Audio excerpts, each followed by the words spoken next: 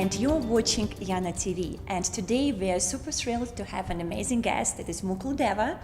And Mukul is an author to 15 books. Many of them became bestsellers. He's a serial entrepreneur, leadership coach, and a former army officer. He's also still a mentor to many, many people. So Mukul, thank you so much for being with us here today. It's a pleasure and an honor. Thank you so much, Yana. I'm really happy to be here. So now, being a leadership coach and again a successful business owner, what advice could you give me maybe to other business owners who are in this stage right now when they actually kind of done with working in the company and they would like to work on the company and maybe they already have hired the right people for the team, but they're not quite sure, how to train them? I mean, of course, they could hire you.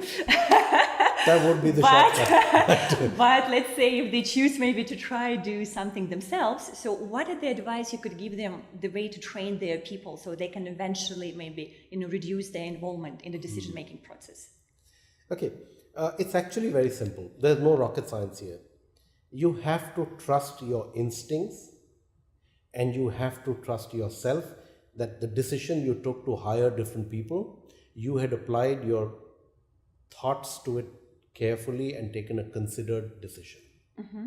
If you trust that you have taken the right decision to hire the right people and you just give them a little scope, a little ground to play in, they will start showing you what they are good at. But do understand that whether it is growth or innovation, both come at a cost. You cannot do either one of them without some failures on the way. Okay, so for the business owners, right? So what is the way for them to deal with failures? So okay. When you hire a person, right, mm-hmm. and you give them the head to run on their own, they will make mistakes. It's given. It's a given. Mm-hmm. You take 10 decisions a day, I take 10 decisions a day. It doesn't matter what level I am at. It doesn't matter what level anyone is at. Any human being who takes 10 decisions a day will get 6 right, 2 mediocre, 2 bad.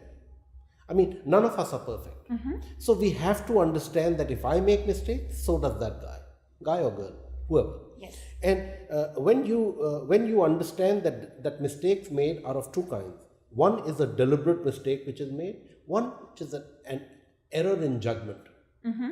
You cannot penalize people for an error in judgment.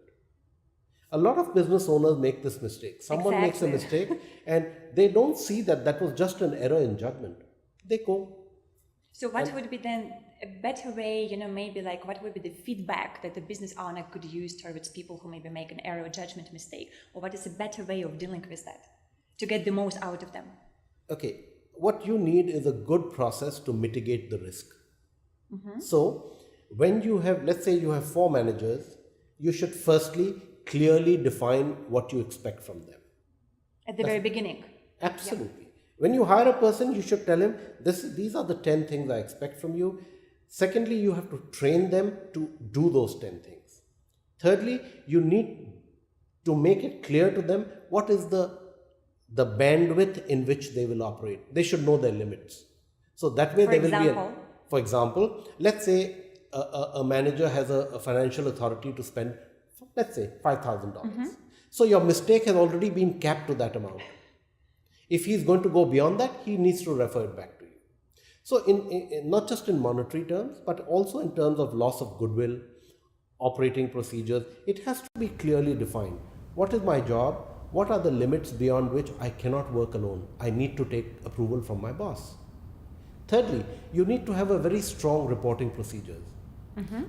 There has to be a process in place that these are the reports I expect, these are the time or days on which I expect them.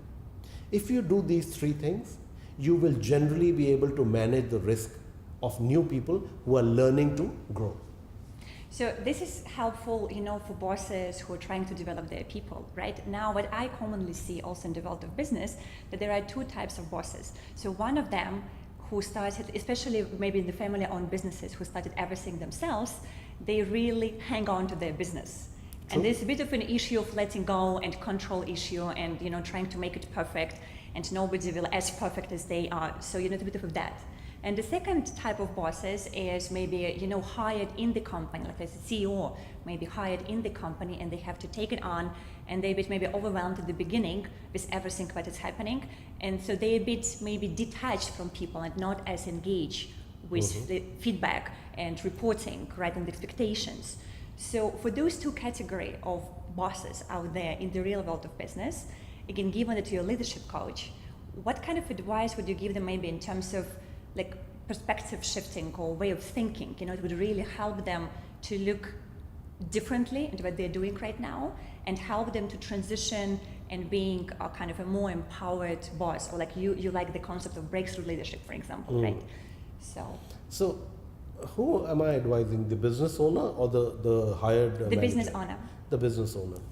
Okay, what you have described is a very classic symptom. I see this in almost every business which has grown to a particular point and they've started professionalizing. The boss will advertise, use headhunters to get top-notch talent into play, but then the owner doesn't want to relinquish control because having set up the company, they have a strong emotional attachment. Yes. Right? Now, again, like I said earlier, if you do not hand over control to other people, then the size of your business will be restricted to the size of your vision and energy. If I'm running a company which is operating in 13 countries, I can only be present in one. So in the other 12, I have to give those people some latitude and leeway. So you lay down your processes, lay down the operating limits, help your people by training them, giving them whatever advice and suggestions you need, and accept their mistakes when they happen, if they are errors in judgment. And if they're not, fire them. then the wrong people, right? The wrong people for the company. Well, maybe, I don't know. I wouldn't say wrong people, because all people basically have two things in common. They like to succeed and they like to be appreciated. Sometimes people go wrong, do stupid things for various reasons. Well, if you see that that person is doing the same thing again and again, and it's a deliberate act, you replace that person. Okay.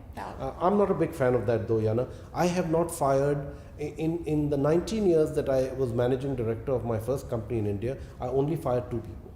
And what was the reason that you fired them, if I may ask? One was because the guy was in the habit of giving wrong reports. He would lie very often. Okay. And the second one was financial misappropriation.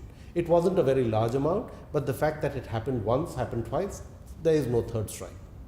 So it means your life philosophy and business philosophy was there, that you would always give people a chance to improve and to kind of show what they're really capable of. True. Unless they kind of really make a big mistake and mess it up. True. I have a problem with integrity. Okay. So if someone does something which is showing up badly on their integrity, I generally am not very forgiving. Because I value loyalty and integrity a lot. Okay, so clearly loyalty, integrity, And discipline. And discipline. Those are the 3. Well, being an army officer, you stay to your points. So this is something that you really value a lot in people. And I do not have much of tolerance on these issues. Okay. If someone does something which is not reflecting, shows poor integrity, I'm not very tolerant. So, Mukul, what would be your definition of success? Oh, that's a nice question, and I think the definition which I have, which is most relevant at this point in my life, is to be able to enjoy the journey. You see, success is not a destination. Yes. It's not something, because human beings are very progressive animals. I set a goal for myself today. When I reach there, I don't stop. Then a new goal emerges, right? Yes. So every time it's the journey to the goal I have set for myself now which defines my success. And the second yardstick I have, because I have only 2 yardsticks for measuring this. One is whether I enjoy the journey. The second is, what is the purpose of my life to the community I live in? Am I giving something back to the community? Because if it's just about making money, any fool can make money. But it's how many people will actually remember you for what you've done for the community, the country, whatever is relevant for you. It could be, you could be just helping 5 people in your village, that's fine. But your life has to have a purpose beyond that of your self and your family. Okay, so for Mukul Deva, what is the life purpose? I think I mentioned to you that in both my companies, we invest about 25% of our energy in community outreach. Okay, you haven't. You just did now. Okay, so this is what how we pay back. Whatever we do here in the Singapore company, let's say we are doing training or coaching, right? We will invest 25 hours out of every 100 towards the community. So we will find an organization which is working for the community, train, coach, mentor them so that they can do a better job. That's a We also work with domestic violence victims, abandoned housewives, orphans, orphanages, anyone who reaches out to us. As far as community outreach is concerned, we never say no. Okay, well, that's clearly along with your integrity, that you do help people who are in need. So must be an army officer, you know, training from the very beginning. Or was it values from the parents? Where did that come from? I think in my case it's good karma. Good karma.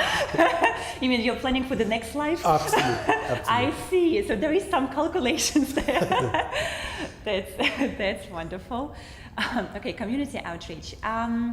So then for you, have you ever thought, like in the big times, you know, about legacy that you would like to leave one day to people who are going to be after you? So, you know, actually, when it comes to legacy creation, then I have a really nice role model, and that's Mother Teresa. Yes. You know, she was a fantastic person.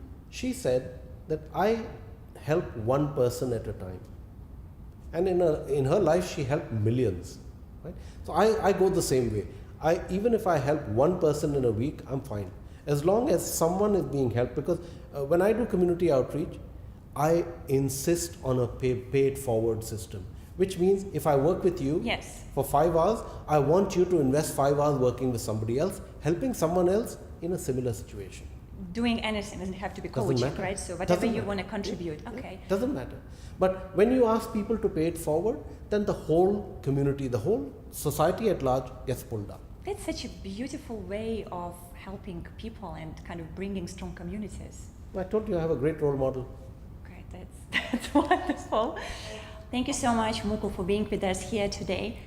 And that was Mukul Deva, a leadership expert. So please do make sure that you follow all the tips that he mentioned to bring the most out of your people, let them shine, let them follow their dreams within your company so that one day you can actually step back and do anything else that you want and your company gonna progress and bloom on its own. So do follow your dreams. And if you like this video, I would highly appreciate if you share it with your friends. Do stay with our Yana TV community, and we're gonna talk to you next week with more segments, more interesting people, more education and inspiration so that you can build the life and business of your dream.